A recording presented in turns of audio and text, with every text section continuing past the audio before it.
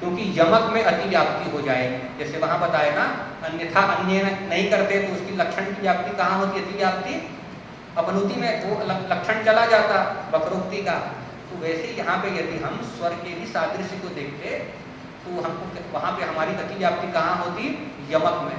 यमक जब आप पढ़ेंगे, यहाँ तो खैर वो उदाहरण नहीं है, लेकिन प्रसिद्ध उदाहरण यमक का जो है नव पलाश पलाश, तो 2 बार पलाश पलाश शब्द आया है ना, तो वहाँ व्यंजनों का भी और अचों का भी, स्वरों का भी क्या है वहाँ पे साम्य है, वर्ण साम्यम कहा। तो वर्ण साम्यम में यदि हम अचों को भी ले लेंगे तो पलाश पलाश में क्या हो जाएगा, ये अति व्याप्ति अनुप्रास की होने लगेगी। अनुप्रास अलंकार में अति व्याप्ति न हो, इसीलिए हम यहाँ पे अनुप्रास में स्वर के सादृश्य को हम ग्रहण नहीं करते।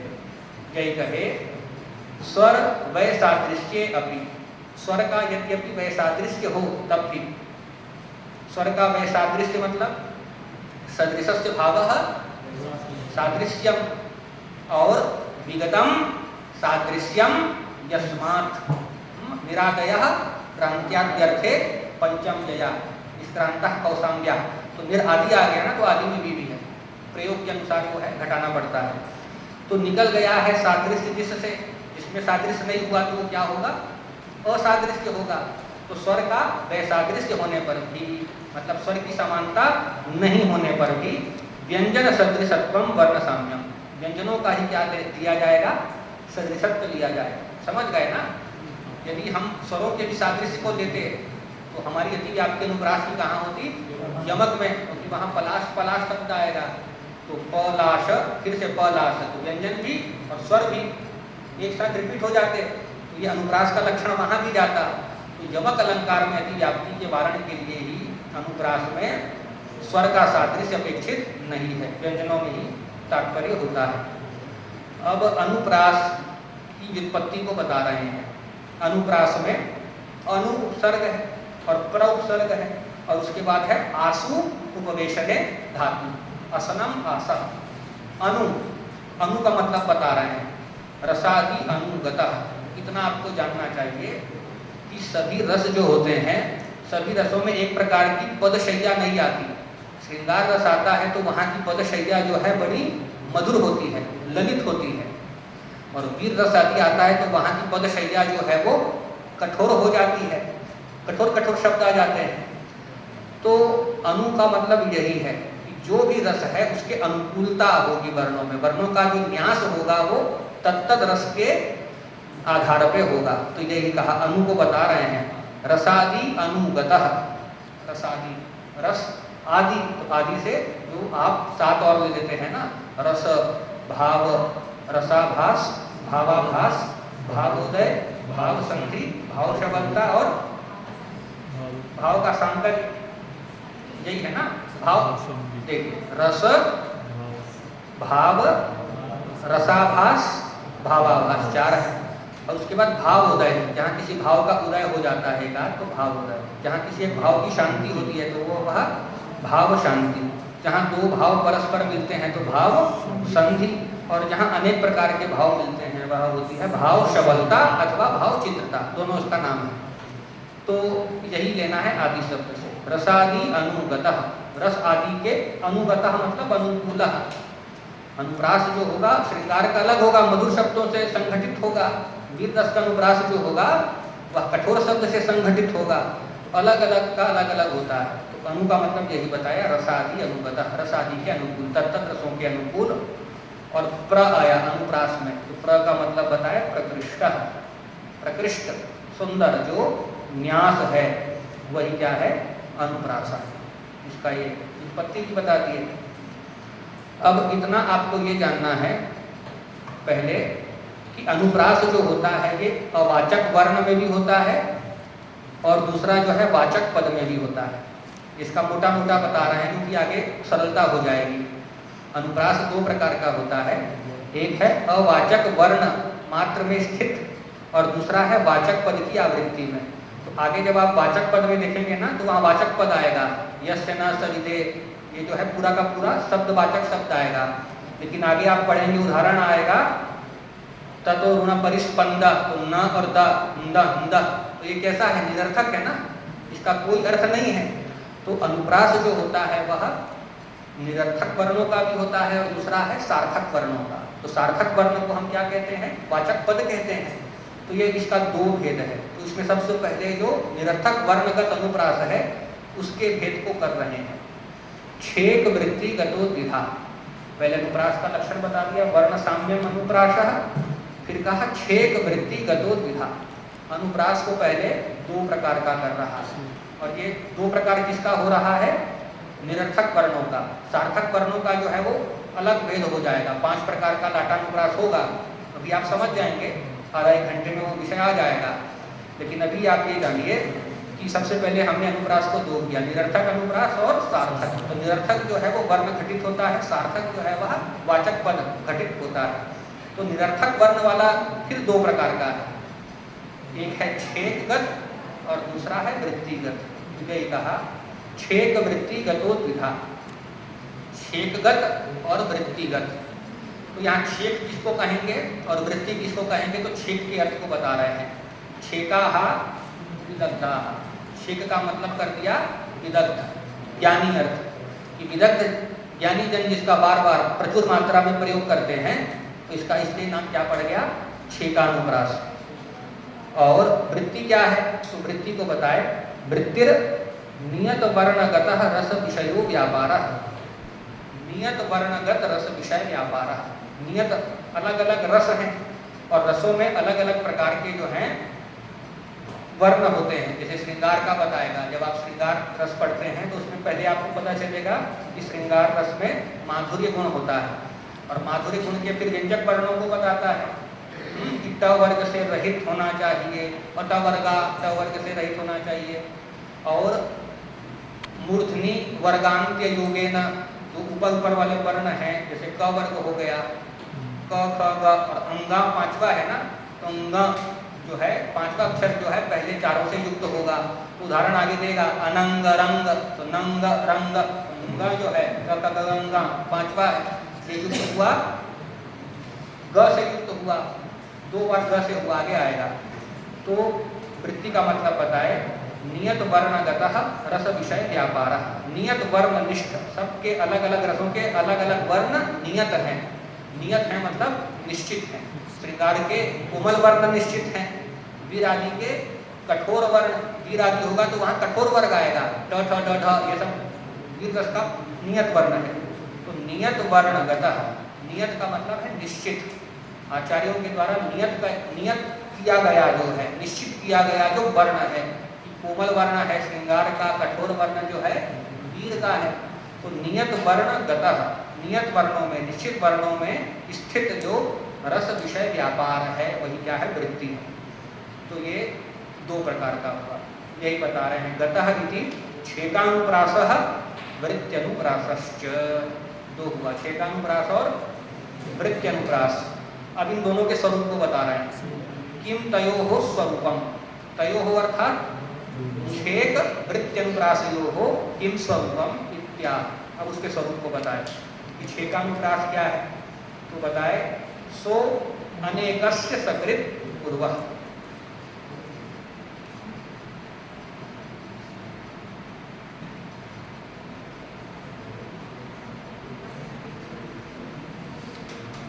यही कहा सह, उस सह से किसको लेंगे? पूर्व में जो छेकानुप्रास आया है उसको लेंगे, क्योंकि तो आपको बताएगा प्रारंभ में कि ये तत्शब्द जो होता है ये पूर्व का भी बोधक होता है। जैसे शब्दार्थ उत्तर में पूर्व का काव्य का बोधक हुआ, तो यहाँ सह से लेंगे हम छेकानुप्रास को। छेकानुप्रास कब है? अनेकस्य सकृत, अनेकस्य, अनेकस्य व्यंजनस्य, और सकृत का मतलब है एक बार। सरल शब्द में यही होगा, अनेक व्यंजन जब एक बार रिपीट होंगे, अनेक व्यंजन, अनेक का मतलब दो भी हो जाता है ना, एका है अनेका, दो भी मतलब एक से अधिक, दो, क्योंकि आगे दो का ही आ रहा है, अंदा अंदा और अंदा अंदा, ये दो का ही हो रहा है। तो अनेकस्य, तो देखो वृत्ति में लिख रहे हैं अनेकस्य अर्थात व्यंजनस्य, अनेक व्यंजनों का। सकृत मतलब बता रहे हैं, सकृत मतलब एक बारम, अनेक व्यंजनों का एक बार को सादृश्यम, तो सादृश्य वही छेकानुप्रास है। उदाहरण आया, इसके अर्थ को देखेंगे। ततो ऋण परिस्पंद मंदीकृत वपु शशि दध्रे काम परीक्षाम कामिनी गंड पांडुता। इसमें ये वर्णन है कि हल्का सा सूर्य का सारथी अरुण है, अनुरूप जिसका पर्याय है। तो अरुण ने क्या किया, थोड़ा ही रथ आगे बढ़ाया, मतलब हल्का सा ही सूर्य आगे बढ़ा और सायंकाल में चंद्र जो है सफेद पड़ गया। प्रातः काल में रात भर चंद्रमा की शोभा होती है, लेकिन जब सूर्य आता है तो चंद्रमा क्या वहीं होता है, लेकिन वो सूर्य के प्रकाश में अभिभूत हो जाता है, नहीं दिखता ना, होता तो है। सांख्यिक हम पढ़ते हैं ना, तो उसमें बताता है कि विद्यमान पदार्थ के भी साक्षात्कार नहीं होने में 8 कारण है। सौक्षम आदि सब 8 कारण बताया ना। कौन कौन से कारण है आज? अतिदूरात्, सामीप्यात्, इंद्रियघातात्, मनो अनवस्थानात्, सौक्षम्यात्, व्यवधानात्, अभिभवात्, समानाधिकारात्। इसमें 7वां कारण जो है क्या? अभिभव। तारे तो होते हैं दिन में भी, चंद्र भी होता है, लेकिन ये अभिभूत हो जाते हैं सूर्य के प्रकाश में, तो वो दिखाई नहीं देते। तो यहाँ यही वर्णन है कि चंद्रमा जो है फीका पड़ गया। अब फीका क्यों पड़ा, तो उसके लिए बताया कि अरुण ने जो है थोड़ा ही क्या किया, अपना रथ चलाया, थोड़ा सा ही रथ चला सूर्य का, हल्का सा ही प्रकाश हुआ, चंद्रमा जो था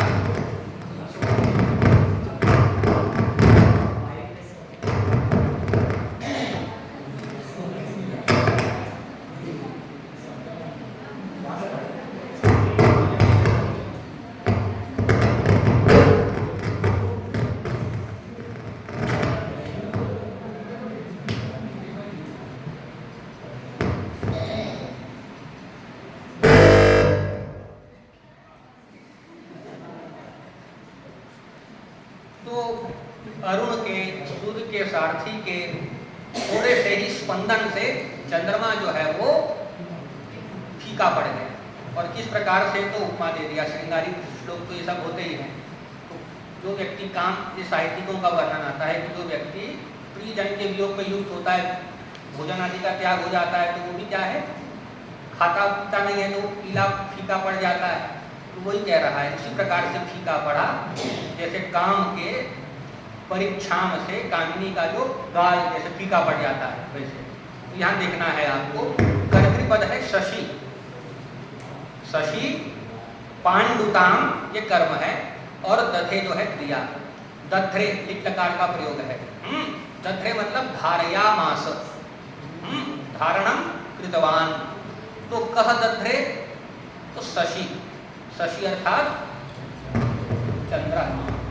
सस अस्ति यस्य शशि, जैसे धनम अस्ति यस्य धनी, तो धन जिसके पास है धनी, अतः इन्हीं धनों सूत्र है, तो सस है जिसमें शशि। तो सस किसको कहते हैं, तो कुछ लोग ऐसा मानते हैं कि चंद्र के मध्य में जो है वो क्या है, मृग जो है, सस का नाम जो है क्या है, मृग कहते हैं। तो जैसे मृग होता है काला छोटा सा, वैसे मध्य में जो दाग है वो क्या है, सस है। तो चंद्रमा कैसा है, सस मृग के चिन्ह से युक्त है, उसका नाम शशि। तभी चंद्रमा का एक नाम आप जानते हैं मृगांक, मृगांक नाम है ना, चंद्रमा का ही नाम है। तो मृगस्य अंकः यत्र, तो मृगांक, तो वैसे ही शशि का मतलब भी वही है।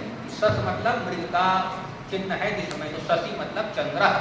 दध्रे अर्थात धारयामास। तो शशि किम दध्रे, तो कहा काम परीक्षाम कामिनी गंड पांडुताम। विशेषण लंबा आ गया, पहले शशि को जान जाइए, शशि कैसा है। अरुण परिस्पंद मंदीकृत वपु, अरुणस्य अर्थात सूर्य सार्थे, परिस्पंदनेन अर्थात ईसत चल देना। परिस्पंद में परिसर्ग है और स्पंद में है स्पदी किंचित चलने धातु। स्पदी किंचित चलने, किंचित चलन अर्थ में जो क्या है, स्पदी धातु। जैसे बस से निश्चल, निस्पंद, वहां पर भी यही है स्पंद। तो अरुण ने क्या किया, थोड़ा सा ही परिस्पंद किया, पूरा नहीं आया। पूरा आता है तो पूरा जब आता है तो चंद्रमा तो पूरा ही लुप्त हो जाता है, लेकिन अरुण ने क्या किया, परिस्पंद किया, हल्का सा ही किंचित चलन किया। और उससे क्या हो गया, उसके किंचित परिस्पंद से मंदीकृत हो गया, अल्पीकृत हो गया। वपु मतलब शरीर जिसका, हल्का सा ही अरुण आगे बढ़ा और चंद्रमा का शरीर जो है वो फीका पड़ गया, प्रकाश हो गया। चंद्रमा प्रकाशित पूर्ण रूप से नहीं हुआ। चंद्रमा तो रात्रि में ही संपूर्ण रूप से प्रकाशित होता है अंधकार में। सूर्योदय का वर्णन है कीदृशः अरुण परिस्पंद मंदीकृत बहुव्रीहि है। अरुणस्य परिस्पंदः इति अरुण परिस्पंदः, कोई भी आप अर्थ लगा सकते हैं, आपको सरल सरल शब्दों को जोड़ते जाना है समास करके। तो अरुणस्य परिस्पंदः षष्ठी तत्पुरुष हो गया, प्राज्ञः पुरुषः की तरह। अरुणस्य परिस्पंदः अरुण परिस्पंदः, और तेन अरुण परिस्पंदनेन मंदीकृतं वपुः अर्थात शरीरम यस्य एतादृशः शशि तत्रे धारयामास, तो काम धारयामास, तो कहा इतना लंबा उसका कर्म आ गया। ऐसे ये भी कह सकता था ना पांडुताम दद्रे, उसने पांडुता को मतलब श्वेत वर्णता को धारण किया, लेकिन उसमें और एक जोड़ दिया, कामिनी परीक्षाम, काम परीक्षाम कामिनी गंड पांडुताम, ये जोड़ दिया। तो कामेन परीक्षामा, कामेन अर्थात मनोभवेन परीक्षामा, परितः क्षामा, छायोमः सूत्र है, पढ़ते हैं ना व्याकरण में। अब त प्रत्यय हो जाता है, अब त के स्थान पे क्या हो जाता है, म आदेश हो जाता है। तो कामस्य परितः, काम के परिक्षाम से, तो काम के प्रभाव से, काम से, काम हो गया, अब काम के चलते प्रेमादि हुआ और उसके चलते जो है दुर्बल हो गई। परिक्षामा, परितः क्षामा, परितः दुर्बला, या वर्तते कामिनी, या कामिनी कीदृशी अस्ति परीक्षामा, केन परीक्षामा कामेन, कामेन परीक्षामा दुर्बला या वर्तते कामिनी। और तस्याः गंडौ अर्थात कपूलौ, तो काम से दुर्बल कोई नायिका आदि का जो है गाल आदि जो है वो क्या हो जाएगा, दुर्बल हो जाएगा, क्योंकि काम में यही आता है, आप यही पढ़ते हैं ना मेघदूत आदि में, कि यक्ष इतना दुर्बल हो गया कि वो कंगन पहना था सोने का, लेकिन वो क्या हो गया, इतना दुर्बल हो गया कि वो कंगन ऐसे निकल गया, अब मोटाई नहीं रही। यही आया ना वहां पे भ्रंश, हाँ भ्रंशरिक्त प्रकोष्ठ, कनक वलय भ्रंशरिक्त प्रकोष्ठ, कनक वलय पहना था, उसका भ्रंश हो गया, नीचे गिर गया, तो रिक्त हो गया प्रकोष्ठ। प्रकोष्ठ कहते हैं मणिबंध को, जहाँ ये बांधते हैं आप।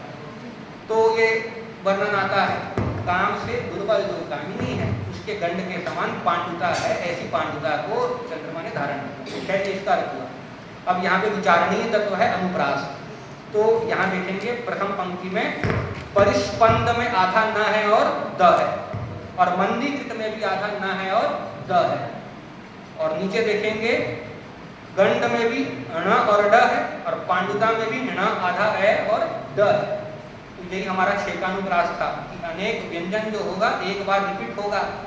तो यहाँ पे इंदा इंदा एक बार रिपीट हुआ ऊपर, और नीचे णकार और डकार एक बार रिपीट हुआ। तो ये क्या हो गया आपका छेकानुप्रास। मैंने पहले बताया था कि ये निरर्थक होता है, इसका अर्थ नहीं होता। इंदा इंदा इंदा इंदा दो बार आया, ये क्या है, इसका कोई अर्थ नहीं है ना, तो ये निरर्थक अनुप्रास है।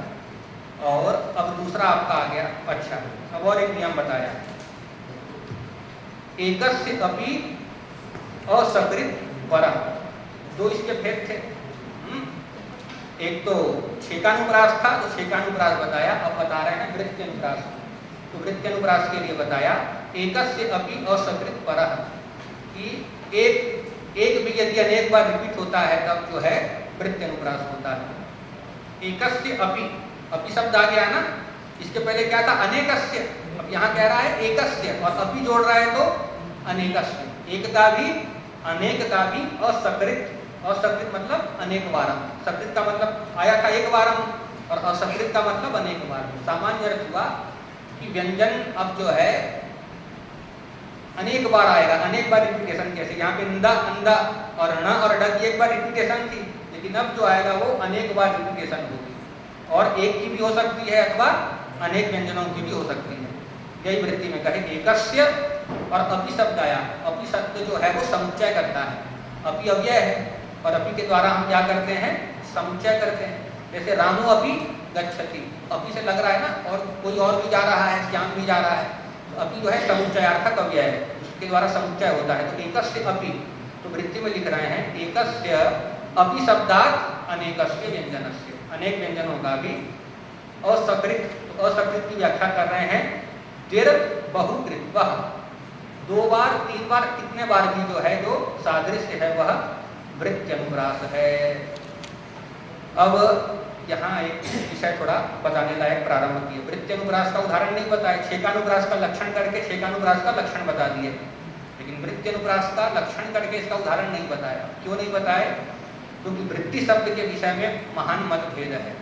कोई वृत्ति कहता है, कोई इसको रीति कहता है, कोई इसको मार्ग कहता है, कोई इसको संघटना कहता है। तत्व सब एक ही है।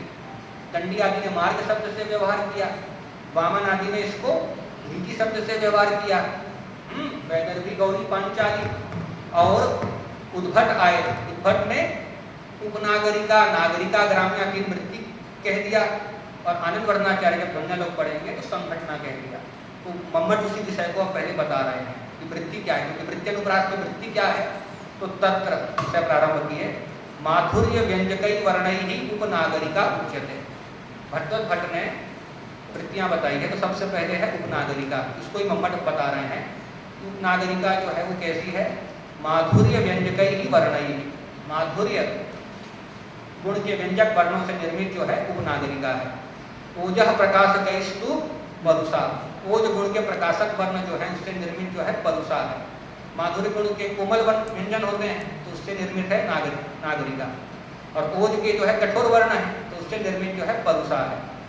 और अब बता रहे हैं उभयत्रापि प्राग उदाहरितम, कह रहे हैं कि इनके दोनों के उदाहरण, उपनागरिका के और परुषा के उदाहरण जो हैं पहले ही आ चुके हैं, ये ऐसा कह रहे हैं। तो आप लोग जब आप पढ़े होंगे अष्टम उल्लास, तो वहाँ पे माधुर्य गुण के प्रसंग में ये श्लोक दे रहे हैं अनंग अरंग, ये पहले आ चुका है।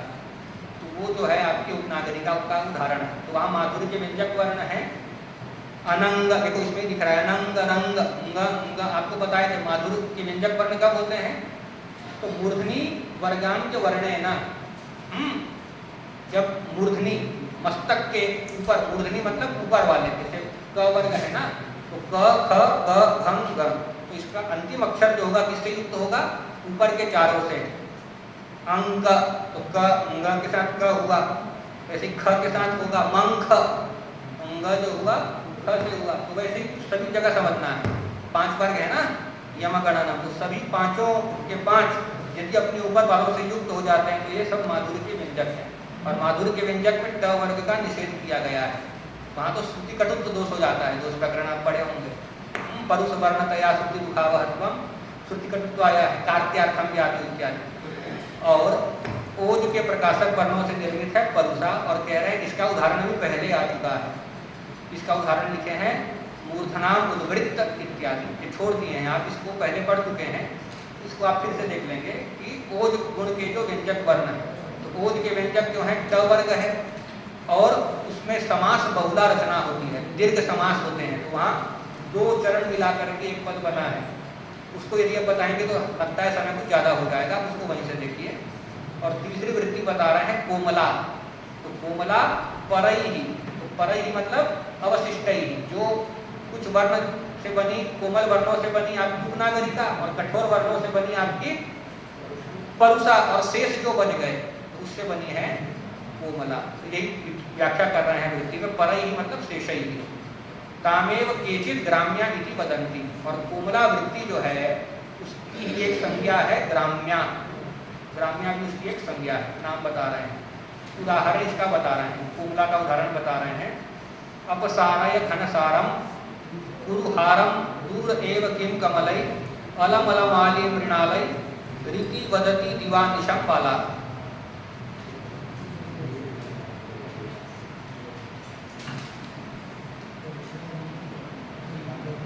यहाँ पर भी जो है विप्रलंब श्रृंगार का वर्णन है। आप लोग अभी ज्ञान शाकुंतलम पढ़े हैं। शकुंतला को जब ज्वर हो जाता है तो उसके ज्वर को मिटाने के लिए अनेक प्रकार के उपाय किए गए हैं।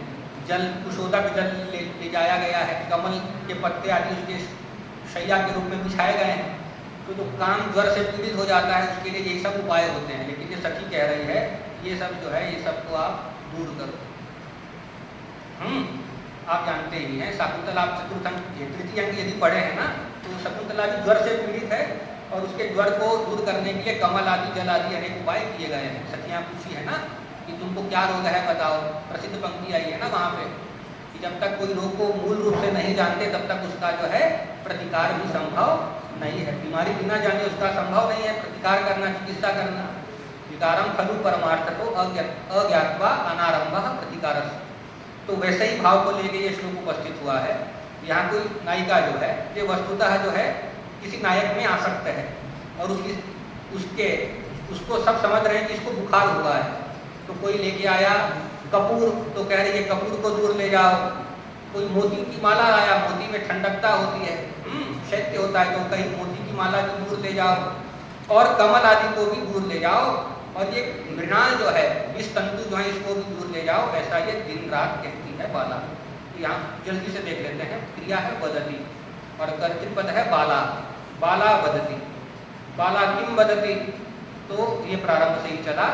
अपसारय घनसारम, तो घनसारम कर्पूरः अमरकोश कहता है। घनसार का मतलब है कपूर, तो कपूर जो है ठंडकता देने का साधन है।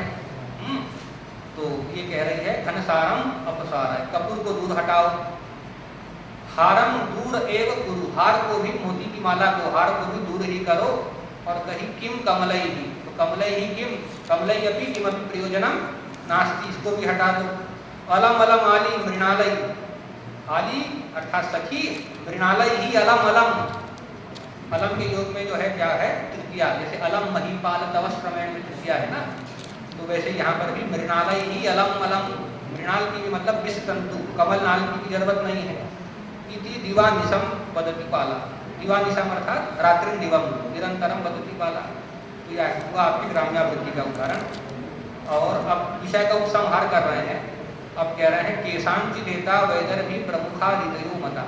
ये जो तीन है ना, उपनागरिका, परुषा और कोमला, ये किसी के मत में तीन प्रकार की क्या है रीतियां हैं। तो किसके मत में है नाम नहीं बताया, तो यही कहा केशांचित, तो केशांचित मते किसी के मत में, एता वैदर्भी प्रमुखा रीतया मता, किसी के मत में ये वैदर्भी प्रमुख है, जिन रीतियों में ऐसी रीतियां किसी ने मानी है। रीतया का विशेषण है कि दृश्य रीतया वैदर्भी प्रमुखा, वैदर्भी प्रमुखम यासाम ताहा वैदर्भी प्रमुखा। तो तीनों रीतियों में सबसे प्रधान किसको माना है, वैदर्भी को माना है, क्योंकि वैदर्भी में लक्षण दिए हैं समग्र गुणा वैदर्भी। दसों के प्राचीन जो थे आधुनिक 3 गुण को मानते हैं, लेकिन प्राचीन जो है वो 10 गुणों को मानते थे। श्लेषः प्रसाद समता, माधुर्यम सुकुमारता, अर्थ व्यक्ति उदारत्वम, ओजः कांति समादया। और फिर वो लक्षण दिए समग्र गुणा वैदर्भी, सभी गुणों से युक्त जो होती है वैदर्भी होती है। और फिर बताए ओजः कांतिमती गौरिया, गौरी में केवल 2 ही है, ओज और कांति।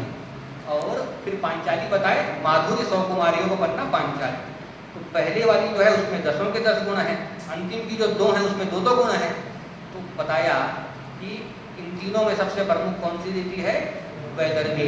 तासाम पूर्वाग्राह्या गुण साकल्यात्, वामन का सूत्र है कि तासाम त्रिश्री नाम रीति नाम मध्य पूर्वाग्राह्या, तो सबसे पूर्व वाली है वैदर्भी ही ग्राह्य है, क्यों, गुण साकल्यात्, सकल गुण विद्यमान है। तो यही कह रहे हैं केशांचित, केशांचित अर्थात नाम नहीं लिए। आचार्यों की शैली होती है ना, आदर होता है तब तो वो नाम लिख देते हैं। इति आहु अभिनवगुप्त पादाचार्य, कि जब खंडन आदि करते हैं तो केनचित, ये सब ये शिष्टाचार होता है शिष्ट लोगों का, तो किसी किसी के मत की उपेक्षा कर रहे हैं। और यदि इस विषय को हम बताएंगे तो वस्तुतः रीतियाँ जो हैं, ये वृत्तियाँ जो हैं, ये अनुप्रास अलंकार से भिन्न नहीं है। जब आप ध्वनिया लोग पढ़ेंगे प्रथम अभाव वादियों को, तो उसमें ये अभिनवगुप्त ने लोचन टीका में पूरा अंतर्भाव दिया है। अनुप्रास से भिन्न जो है रीतियाँ नहीं है, एक ही है, अरुचि है। तभी ये देखो केशांचित कह रहे हैं। किसी किसी के मत में तो वैदर्भी आदि 3 रीतियाँ यही तीनों है, उपनागरिका, परुषा और कोमला। यही कहे एता तीसरा वृत्तयः वामनादीना मते वैदर्भी गौरी पांचाल्याख्या ऋषियो मता। तो यहाँ तक आपका एक प्रकरण फिर समाप्त हुआ। यहाँ तक यदि आपको किसी को कोई जिज्ञासा है तो आप प्रश्न करिए।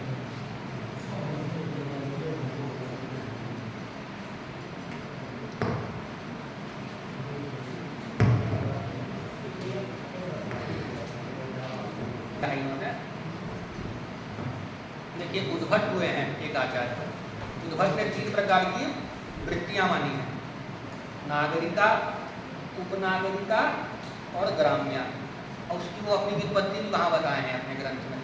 भामह ने लिखा काव्यालंकार और भामह विवरण इन्होंने उद्भट ने उसके ऊपर लिखा।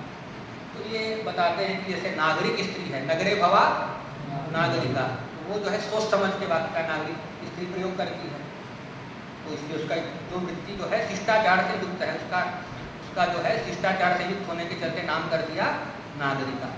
और जो उसके समीप में है उससे थोड़ी कम जो है, जैसे उपकृष्णम करते हैं कृष्ण से समीपम, उससे थोड़ा न्यून उसके समीप में, तो नागरिका के जो समीप में है, नागरिका में पूर्ण शिष्टाचार होगा, लेकिन जिसमें उससे कम शिष्टाचार है वह उपनागरिका।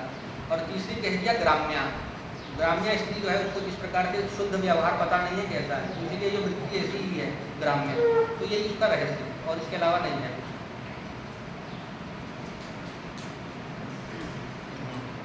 तो और कोई प्रश्न है? तो आप अनुप्रास के मैंने दो भेद बताए थे, एक बताया था निरर्थक होता है और दूसरा सार्थक, और निरर्थक के दो भेद हो गए, शेकानुप्रास और वृत्ति अनुप्रास। अब जो सार्थक है वहाँ भी अनुप्रास होता है, उसको अब प्रारंभ किए शाब्दस्तु लाटानुप्रास। शाब्द जो है इसमें जो है सार्थक अर्थ निकलता है, ऐसा क्या है लाटानुप्रास है, भेदे तात्पर्य मात्रता, लेकिन इसमें क्या होता है केवल तात्पर्य मात्र का भेद होता है।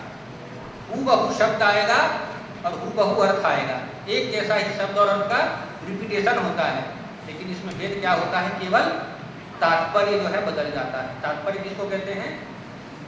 वक्तुरिच्छा तात्पर्यम, यही लक्षण है। तात्पर्य किसको कहते हैं? वक्तुरिच्छा तात्पर्यम। ये तात्पर्य वृत्ति वाले जो है ना मीमांसक, तो यही लक्षण बताए हैं तात्पर्य का। देखिए आगे आप पढ़ेंगे यमक अलंकार आएगा। यमक अलंकार में क्या है, नव पलाश पलाश शब्द एक जैसे शब्द का रिपीटेशन होता है, लेकिन यमक में और लाटानुप्रास में यही भेद होता है। वहाँ जो है अर्थ हो भी सकता है यमक में कभी और कभी नहीं भी हो सकता, कल आपको पढ़ाएंगे वो आएगा। और यहाँ क्या है सार्थक ही होंगे शब्दार्थ, लेकिन दोनों का तात्पर्य जो है बदल जाएगा। तो यही कहे शब्दगतः अनुप्रासः। लाटानुप्रास कैसा है? शाब्द की व्याख्या किए शब्दगतः। पूर्व वाला कैसा था? वर्णगतः, वो वर्णगत था ना, अंडा अंडा अंडा अंडा था, वर्णगत था, और ये जो है शब्दगत है। और बता रहे हैं शब्दार्थयो हो अभेदे अपि, यहाँ शब्दार्थ जो होंगे अभेद ही रहेगा, दोनों में एक जैसे ही शब्दार्थ आएंगे, लेकिन अन्वय मात्र भेदात, दोनों के अन्वय मात्र में जो है तात्पर्य मात्र में भेद होगा। और लाटानुप्रास जो कहते हैं तो कहे लाट जन वल्लभत्वात् लाटानुप्रास। लाट कोई देश का नाम है, उस देश के लोग जो है इसी शैली में शब्दों का उच्चारण आदि करते हैं। तो लाट जन वल्लभत्वात्, लाट देश के जनों के ये वल्लभ है, मतलब वल्लभत्वात् प्रियत्वात्, प्रिय होने के चलते इसका नाम लाटानुप्रास है। और एस पदानुप्रासः इति अन्य, और कुछ लोगों का मत है वो इसको क्या कहते हैं? पदानुप्रास। अब इसमें बात बताएंगे तो बात बहुत गहरी है और समय ही हमको लगता है कम हो जाएगा। इसमें ये अरुचि बता रहे हैं, इनके मत में तो ये क्या है शब्दानुप्रास है, लेकिन कह रहे हैं कि एष पदानुप्रासः इति अन्ये, अन्यों के मत में क्या है ये पदानुप्रास। देखिए आगे मम्मट इसके 5 भेद करने वाले हैं लाटानुप्रास के। तो लाटानुप्रास में ये पदों को ही नहीं ले रहे हैं, प्रातिपदिक को भी ले रहे हैं, क्योंकि यदि इसको हम किसी ने कहा ना पदानुप्रास है, तो पद क्या होता है? सुबंतम तिङंतम च पदम स्यात्, सुबतिङंतम पदम, लेकिन कहीं कहीं पे सुबंत ही का रिपीटेशन नहीं होता, कहीं कहीं पे प्रातिपदिक का भी क्या हो जाता है रिपीटेशन होता है। आगे उदाहरण आदि आ जाएगा। तो यदि इसको हम शब्दानुप्रास नहीं करके न कह करके पदानुप्रास कहेंगे तो उस स्थिति में हम केवल पदों में तो हम लाटानुप्रास घटा पाएंगे, प्रातिपदिक में नहीं घटा पाएंगे। आगे उदाहरण से स्पष्ट होगा। ये अरुचि बता दिए इति अन्य कह करके। अब बता रहे हैं कि लाटानुप्रास के 5 भेद होंगे। 5 भेद में सबसे पहला बताए पदानाम सह, पदानाम बहुवचन है, जहाँ पे बहुत सारे पदों का रिपीटेशन होगा तो वह जो है पहले प्रकार का लाटानुप्रास है। बड़ा प्रसिद्ध उदाहरण है, आप लोग पढ़े होंगे। यस्य न सविदे दयिता दव दहनस तुहिन दिदितिस्तस्य यस्य च सविधे दयिता दव दहन तुहिन दिदितिस्तस्य। एक जैसे ही आपको लग रहा है सारा का सारा शब्द अर्थ आया है, अर्थ पहले जान लेते हैं। इसमें यह कह रहा है कि यस्य सविधे दयिता न, यस्य सविधे, सविधे अर्थात समीपे, जिसके समीप में दयिता अर्थात प्रियतमा न, जिसके समीप में उसकी प्रियतमा नहीं है, तो उसके लिए चंद्र भी जो है वो कैसा है, दावानल के समान। यहाँ पे एक चीज जान जाइए, ये व्यवहारिक धरातल में भी जान जाइए कि जो चीज संयोग में सुख का हेतु होती है वही वियोग में दुख का हेतु होती है। जैसे आप लोगों में से कई जब अपने घर जाते होंगे, पुत्र आदि पुत्री आदि, तो आप अपने माता पिता के लिए सुख के हेतु होते होंगे, लेकिन वही जब बाहर गांव छोड़ के जब बाहर चले जाता है पढ़ने, तो वो उसी की याद आती है ना।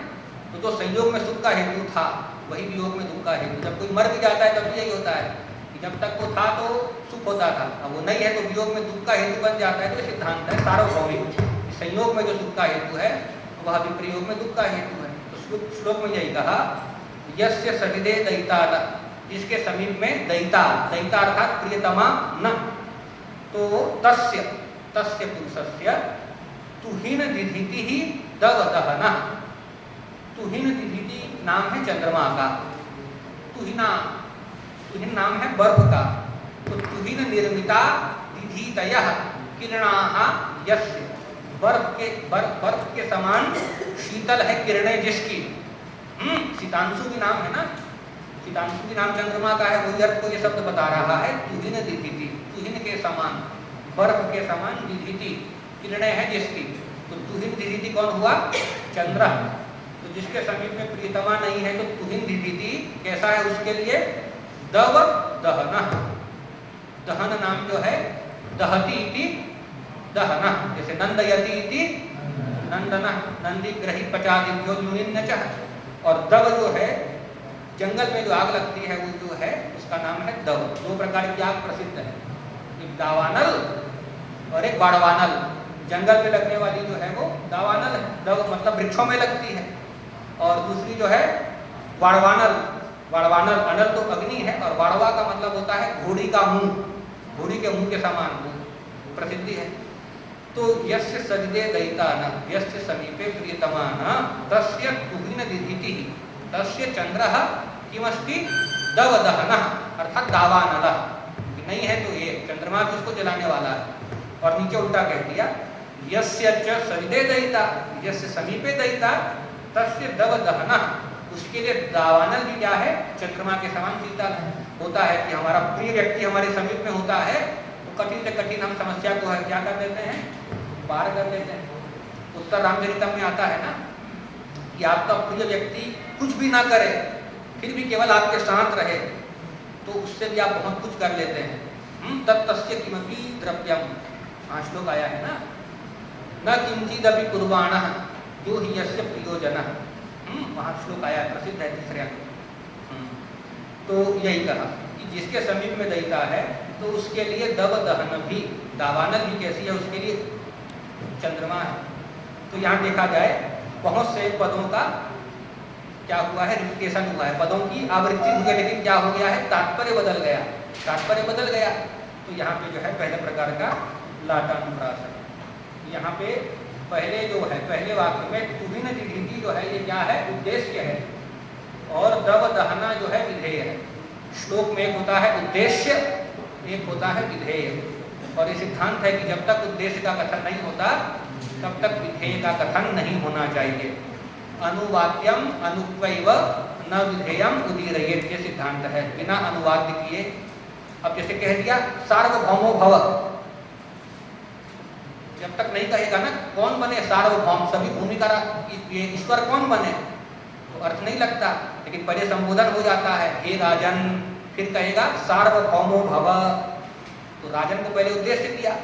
अब जैसे हम कह दिए गच्छति, अर्थ पूरा नहीं लग रहा है ना, कह गच्छति, फिर कहना पड़ेगा, पहले नाम कहना पड़ेगा ना, रामः, फिर कहेंगे गच्छति। तो पहले रामः जो उल्लेख हुआ ये क्या हुआ, उद्देश्य हुआ। उद्देश्य के बाद ही विधेय का उल्लेख होता है, ये नियम है। तो प्रथम वाक्य में उद्देश्य है तुहिन दिधिति, जिसके समीप में प्रियतमा नहीं है उसके लिए तुहिन दिधिति ये उद्देश्य किया। और उसमें विधेय विधान किया गया कि वो कैसा है, दव दहन है। नीचे उल्टा हो गया कि जिसके समीप में दैता है तो उसके लिए दव दहन को क्या किया, उद्देश्य किया। दव दहन ही उसके लिए क्या है, चंद्र है। उद्देश्य विधेय बदल गया है दोनों में, इसलिए लाटानुप्रास यहाँ पे है। अब बता रहे हैं पदस्य अपि।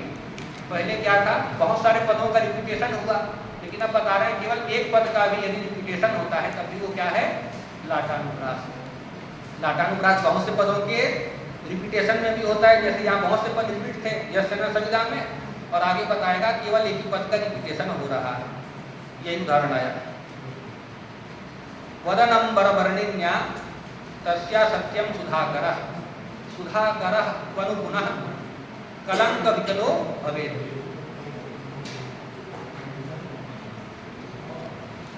यहाँ किसी वरवर्णिनी नायिका का वर्णन है। वरवर्णिनी नायिका की कल्पना है। अनेक प्रकार की नायिका है ना, साहित्य दर्पण पढ़ते हैं 384 प्रकार की, तो उसमें एक वरवर्णिनी नायिका होती है कि शीतकाल में जिसका स्पर्श जो है उष्ण होता है और उष्ण काल में शीत होता है, और प्रियतम भर्ता की जो आज्ञा में रहने वाली जो स्त्री है उसकी ही संज्ञा है वरवर्णिनी। शीते सुखोष्ण सर्वांगी ग्रीष्मे च सुख शीतला भर्तृ भक्ता च या नारी विज्ञेया वरवर्णिनी। लक्षण है उसका, टेक्निकल शब्द है।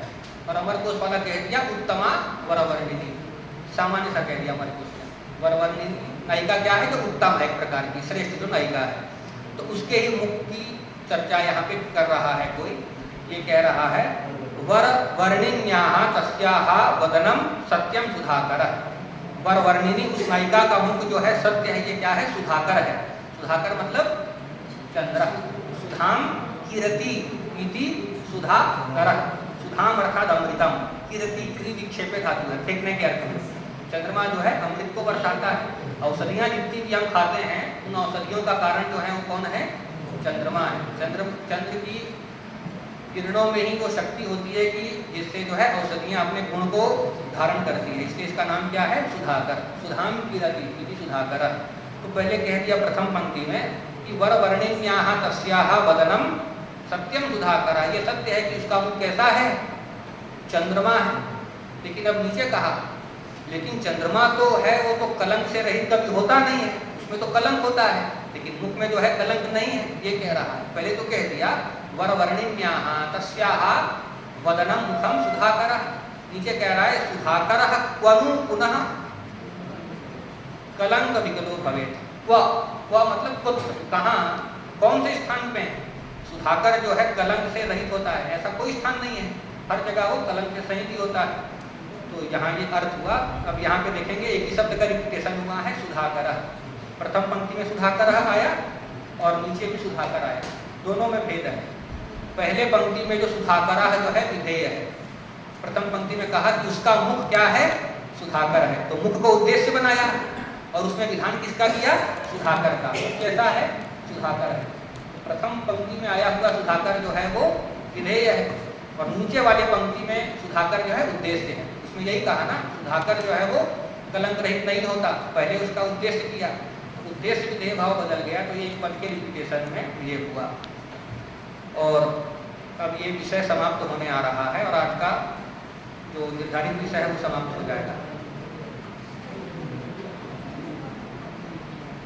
अब ये बता रहे हैं, हम आपको बताए थे ना, इसको पदानुप्रास नहीं कह सकते। पदानुप्रास कह देंगे तो केवल सुबंत का ही, तिङंत का ही ग्रहण होगा। और मम्मट के मत में क्या है, ये शब्दानुप्रास है, जो शब्द से प्रातिपदिक का भी ग्रहण हो जाता है। प्रातिपदिक का ग्रहण कब होगा, कि जब वो समास में आ जाएगा। उसी बात को खोल रहे हैं। वृत्तौ अन्यत्र तत्र वा नाम्नः स वृत्त वृत्त्योश्च। अब यह कह रहे हैं वृत्तौ सप्तमी एकवचन का है, तो वृत्तौ का मतलब करना है समास से। वृत्ति का मतलब क्या है, परार्थाभिधानम वृत्ति, लघु सिद्धांत के अनुसार। वृत्ति 5 प्रकार की मानी गई ना, त्रित तथ्य समास सहित विशेष सनात्यंत धातु रूपाः पंचवृत्तयः, 5 वृत्ति है। तो यहाँ पे वृत्ति हम कौन सी लेंगे, समास। वृत्ति का मतलब आप करिए मोटा मोटी समास। तो वृत्तौ अन्यत्र, तो अन्यत्र वृत्तौ मतलब अन्यत्र समास है। एक पद एक समास में होगा और दूसरा पद दूसरे समास में होगा। फिर दूसरा कहा तत्र वा, अथवा तो एक ही समास में क्या होगा, दो प्रातिपदिक होगा। और तीसरा कहा वृत्य वृत्तयोश्च, वृत्त में भी, वृत्ति में भी और अवृत्ति में भी। एक पद समास में होगा वृत्ति में और दूसरा अवृत्ति मतलब स्वतंत्र होगा। और इसमें रिपीटेशन किसका होगा, तो नामना। इसके पहले आप पढ़े थे रिपीटेशन किसका था, पद का था, पदा नाम सह और पदस्य अपि, और यहाँ कह रहा है नामना। तो नाम जो है किसका है, प्रातिपदिक का है। प्रातिपदिक को हम क्या कहते हैं, नाम। नाम नाम किसका है, प्रातिपदिक का है। तो यहाँ रिपीटेशन किसका होगा, तो षष्ठी से बताए नामना, नामना अर्थात प्रातिपदिकस्य। प्रातिपदिक जो है अब उसी को वृत्ति में बता रहे हैं। एक अस्मिन समास है, या तो दो प्रातिपदिक किसमें आ जाएगा, एक ही समास में, अथवा कहा भिन्ने वा समास है, दो प्रातिपदिक होंगे दोनों भिन्न भिन्न समास में होंगे। और तीसरा बता दिए समास असमास जो हो, समास में एक होगा और दूसरा असमास में होगा। नामना, तो नामना की व्याख्या की है प्रातिपदिकस्य। प्रातिपदिक का यह रिपीटेशन होगा, न तो पदस्य सारूप्यम, पद का सादृश्य नहीं होगा। तभी कहे ना कि किसी ने इसको पदानुप्रास कहा है, इनकी अरुचि है ये, पदानुप्रास नहीं मानते, तभी कह रहे हैं नाम मतलब प्रातिपदिक न कि पद। एक ही उदाहरण में तीनों घट जाएगा। उदाहरण देख लेते हैं। शीत कर कर रुचिर विभाग, विभा कराकार धरणी धर कीर्ति, पौरुष कमला कमला सापी तवे वास्ति नान्यस्य। यहाँ किसी राजा की स्तुति है, प्रशंसा। क्या कह रहे हैं, देखिए, कोई राजा की प्रशंसा करते हुए कह रहा है। राजा का 3 संबोधन है। पहला संबोधन है विभाकराकार। विभाकर नाम किसका है, विभाम करोति, विभाकर मतलब सूर्य है। और विभाकरस्य आकार इव आकार यस्य स विभाकराकारः। और संबोधन में विसर्ग का लोप कर देते हैं, जैसे रामः प्रथमा एकवचन में बनता है और संबोधन में क्या बनता है, राम। एक रस्वा संबुद्ध सूत्र है। तो ये राजा की स्तुति करते हुए कोई कह रहा है कि हे सूर्य के समान आकार वाले, मतलब सूर्य के समान तेजस्वी। और दूसरा संबोधन राजा का किया धरणी धर। धरणी धरती नहीं करना है, धरणी धरती करेंगे गड़बड़ होगी। जैसे गंगाधर है ना, तो गंगा धरती नहीं करना है, वहां को करना है गंगायाः धरः गंगाधरः। क्यों, क्योंकि आप पढ़ते हैं ना कुंभम करोति, तो कुंभकारः बनता है। तो गंगाम धरती करेंगे तो गंगाधारः बनेगा, क्योंकि उद्धा को दीर्घ हो जाएगा वहां पे, तो पदमति होता है ना। तो यही सिद्धांत है कि आपको पहले बनाना है धरती इति धरः। हाँ, अच प्रत्यय करेंगे और जब कृत प्रत्यय होगा तो कृत के योग में क्या होती है, षष्ठी होती है, कृत्या नाम कर्तरी। तो वैसे ही धरती इति धरः और धरण्याः धरः इति धरणी धरः, पृथ्वी को धारण करने वाले। और इसमें कह रहा है, संबोधन कर दिया कि आप कैसे हैं, सूर्य के समान आकार वाले हैं और पृथ्वी का भरण पोषण करने वाले हैं। अब इसमें और बताया, सिद्ध कर कर रुचिर विभा, पौरुष कमला कमला सापी तवय वास्ति नान्यस्य। इसमें कह रहे हैं कि पौरुष रूपी लक्ष्मी, पराक्रम रूपी जो लक्ष्मी है वह, और धन रूपी लक्ष्मी है, ये दोनों हैं आपकी ही, आपके अलावा किसी की नहीं। किसी के पास पौरुष है, बल है तो धन नहीं है, और किसी के पास धन है तो पौरुष नहीं है, लेकिन ये दोनों आपके पास हैं, आपके अलावा ये दोनों किसी के पास इकट्ठा नहीं है। यही पहले संबोधन किया, विभाकराकर और धरणी धर। आपकी कीर्ति, तो कीर्ति का विशेषण है, तब कीर्ति, कीर्ति का विशेषण है। कैसी कीर्ति है आपकी, शीत कर कर रुचिर विभा। शीत कर तो शीताः शीतलाः कराः किरणाः यस्य। तो शीतकर नाम किसका हुआ, चंद्रमा का, शीतल किरण वाला है।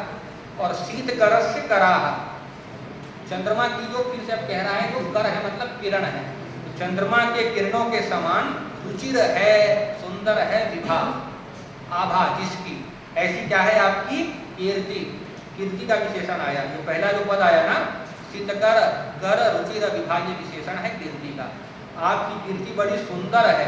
कितनी सुंदर है, तो जैसे चंद्रमा की किरण जो है बड़ी सुंदर होती है, कोमल होती है, तो वैसे ही आपकी कीर्ति, मतलब आपका यश कुछ कुछ लोग का यश होता है, ऐसा होता है कि जहाँ जहाँ उनका नाम सुनते हैं तो आनंद होता है, और कुछ लोग का नाम ऐसा होता है कान में सुनते हैं तो एकदम मन बिगड़ जाता है, ये किसका उल्लेख हो गया।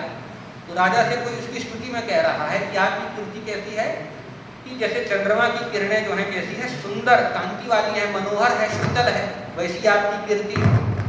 और कह रहा है पौरुष कमला, पौरुष कहते हैं पराक्रम और कमला कहते हैं श्री लक्ष्मी को। पौरुष कमला मतलब पराक्रम श्री, पराक्रम की श्री, पराक्रम की शोभा, और सा अभी कमला, वह भी कमला। तो यहाँ पे सा मतलब आपको बताए थे तत् शब्द के 3 अर्थ हैं, प्रक्रांत, प्रसिद्ध, अनुभूत। तो यहाँ सा का करेंगे प्रसिद्ध। तो सा कमला मतलब सा प्रसिद्धा, कमला अर्थात लक्ष्मी। अमर कोश पढ़ते हैं ना, लक्ष्मी पद्मालया पद्मा कमला श्री हरिप्रिया, कमला लक्ष्मी का वाचक है। तो सा कमला अभी, और उस लक्ष्मी तो है ही आपकी, पराक्रम सिद्ध तो है ही, वह प्रसिद्ध जो धन रूपी लक्ष्मी है वह भी तवेव अस्ति, तुम्हारी ही है दोनों, न अन्य से, आपके समान ऐसी दोनों किसी की नहीं। अब विचारणीय तत्व जो है उसको हम यहाँ देखेंगे। पहले आया था 3, इसमें तीनों भेद घटेंगे कि एक ही समास में 2 प्रातिपदिक आएंगे। तो देखेंगे कर कर शब्द आया, शीत कर कर शब्द आया, तो दोनों सार्थक हैं, पद हैं। और ये किसमें आ गए, एक ही समास में आए, ये पूरा एक पद बना, शीत कर कर रुचिर विभा। तो ये दोनों एक ही समास में कर कर शब्द आ गए, तो एक समासगत 2 प्रातिपदिक हैं, तो ये पहला भेद हुआ। दूसरा आया था भिन्ने वा समास से, 2 प्रातिपदिक किसमें आएंगे, भिन्न भिन्न समास में आएंगे। तो देखो विभा विभा, एक विभा एक समास अलग शब्द में आया पहले वाले समास में, और दूसरा विभा जो है यह दूसरे समास में आया। और तीसरा भेद था कि एक पद समास में होगा, एक प्रातिपदिक समास में होगा, एक नहीं में होगा। तो जो कमला ये जो आया पौरुष कमला, एक समासगत है, और दूसरा कमला जो है ये कैसा है, स्वतंत्र रूप से है। तो यही जो है इसके 5 भेद, यही अब विषय समाप्त कर रहे हैं। तदेवं पंचधा मतः, इस प्रकार से लाटानुप्रास के 5 भेद हैं। तो निरर्थक हो गया, तो निरर्थक जो है छेकानुप्रास है, वृत्त्यानुप्रास है, और सार्थक जो है वो कौन सा है, लाटानुप्रास है। और लाटानुप्रास में क्या है, बहुत सारे पदों के रिपीटेशन में पहला भेद है जैसे ना सविता, और एक पद के रिपीटेशन में दूसरा है जैसे सुधाकरा, और फिर था 3 भेद एक साथ कर लिया कि जहाँ पे एक ही समास में पद आएंगे 2, अथवा अलग अलग समास में आएंगे, अथवा एक समास में एक असमास में। तो इसके लिए एक श्लोक दे दिया।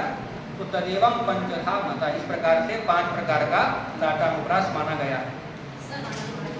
हाँ